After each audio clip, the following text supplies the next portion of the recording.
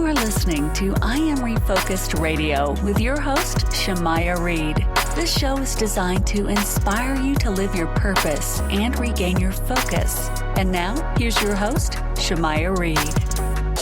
Hey, welcome to I Am Refocused Radio. We are here once again. Today, we have a true honor having a special guest today, Erick Stakelbeck. He is a leading authority on national security in the Middle East. He's also director of Christians United for Israel, CUFI Watchman Project. He's here today to talk about a special project that is going to be aired later on TBN. And first and foremost, I just want to welcome Erick to the show and say, how you doing, sir? Maya, man, great to be with you. Thanks so much for having me. Yes, sir. So I kind of said in the intro, but you have a special project, the Great Reset, that's going to air on TBN. If you can, with the audience, kind of tell us what inspired you to do this special project. April 17th, Shemaya, they changed the air date. So April 17th, 8 p.m. Eastern and 11 p.m. Eastern. But this project, the Great Reset, I've been following this over the past few years, Shemaya, especially since the onset of COVID.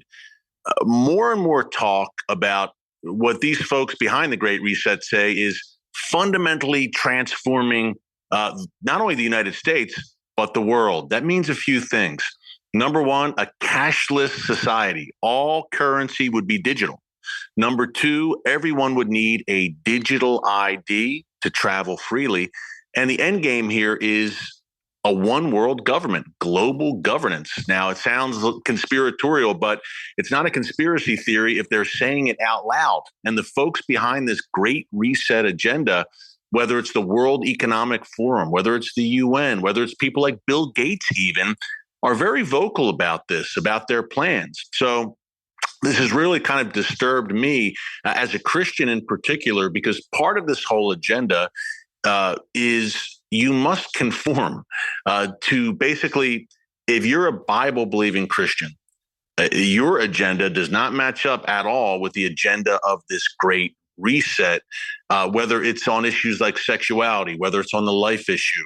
And that gets a little dicey, Shemaya, because if you have a digital currency, say, it's a lot easier to punish someone or hold them accountable if you can literally go into their bank account and hurt them there. In a cashless society, it's not like the days where you could hide a few $100s under your mattress for an emergency. That's not going to work anymore if all currency is digital. So basically a small group of elites at the top, 1-2 from the top down, enforce this agenda on the rest of us. And it's a very disturbing thing. And it's not just kind of being whispered in back rooms. They're very open about this, and the ball is rolling towards this. Once again, we're talking to our guest today, Erick Stakelbeck. You can go to his website, erickstakelbeck.com. And thank you for giving me the updated information on when people can view this on the TBN. When it comes to the relationship between the United States and Israel, what do you believe is the role that Christians should play in supporting Israel? I think Christians are at the forefront, Shemaya. I really do, especially in these tumultuous times right now. As followers of Jesus, we're mandated to pray for the peace of Jerusalem. Not me saying it. The Bible says this. Not only that, we follow a Jewish rabbi named Jesus from the Galilee region of Israel. All of the first disciples were Jewish. Mary, Joseph, the prophets, they were all Jewish. God gave us his word through the Jewish people. So they played an incredible role in our faith as Christians. So I think we really need to stand by the world's one and only Jewish state at a time when the threats have never been greater on all sides. Literally, Israel is surrounded. Iran threatening to wipe Israel off the map, and the world doesn't seem to want to come to Israel's aid. That's why I think as Christians especially, we need to step up and be salt and light, be light in the darkness when it comes to Israel. And thankfully, the current government in Israel acknowledges that and says, hey, evangelical Christians, Bible-believing Christians are some of our greatest friends in the world. You are always staying up to date on developments in the Middle East and national security issues. What is your process to keep yourself well informed? I think number one, I'm talking to sources on the ground on a regular basis. I think there's no substitute for that, Shemaya, to talk to people on the ground in the Middle East. Hey, guys, what's happening? What's your on the ground perspective? That's number one. Number two, actually traveling to the region. I'm usually in Israel and other countries in the Middle East 3 or 4 times a year, maybe even more sometimes. So the combination of getting on the ground and seeing things up close and being able to report on it from a firsthand perspective, I think that's irreplaceable. And then actually talking to folks in the region, having contacts there, including in various governments, is also very helpful. Now, that didn't happen overnight. It took me years to build up those contacts and build up that trust with people in the region. But thank God he's opened doors and enabled me to do that. And of course, as you might imagine, Shmaya, I know you do too. I'm reading a lot every single day, all of the news coming out of the region, and living and breathing this stuff and keeping on top of it very closely. And there's never a dull moment in the world's most chaotic region. What happens in the Middle East does not stay in the Middle East, needless to say. For individuals who are listening to this right now and they want to be better informed, they want to become more knowledgeable about these topics and engage in these topics, what is your best advice and wisdom to share with us how we can do that?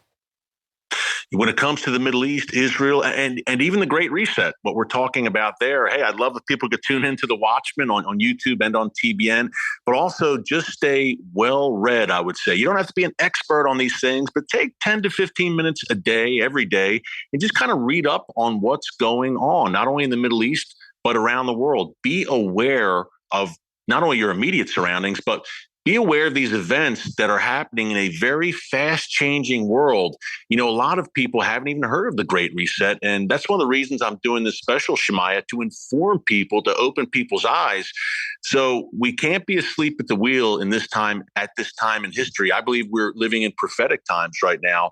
And as believers, Jesus never said, until I return, you just sit on the couch and wait for me. That's not what we're to do. We're to be proactive. That doesn't mean you have to be on TV or YouTube. That's not what I'm saying. But be proactive in your family, in your neighborhood, in your community. Stay informed, keep others informed. And at the end of the day, we're ambassadors for Christ. And we need to live out our faith in these dark times and be a beacon of light. Once again, talking to our guest today, Erick Stakelbeck. You can go visit his website, erickstakelbeck.com. And like he said, you can go watch his content on YouTube as well. When it comes to this special airing on TBN, The Great Reset, remind our audience, what date and time can they catch that? Yeah, it's April 17th, Monday, April 17th, 8 p.m. Eastern time. Then they re-air it at 11 p.m. Eastern time. And I think it's one of the most important specials I've done, Shmaya, because these things are really happening at a rapid clip. And COVID really put this into warp speed, I would say. Some of the folks behind this Great Reset had said, hey, this is a crisis.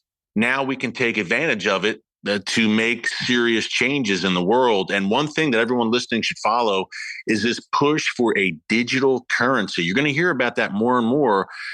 The drive towards literally a cashless society. I know it sounds crazy, but there is a major, major push towards that, to have all currency digital. And again, if you're someone who doesn't necessarily agree with the ruling regime, whoever that is, that could be a dangerous thing. We're all interconnected now through technology. Technology is great in a lot of ways, but it can be used against us as well.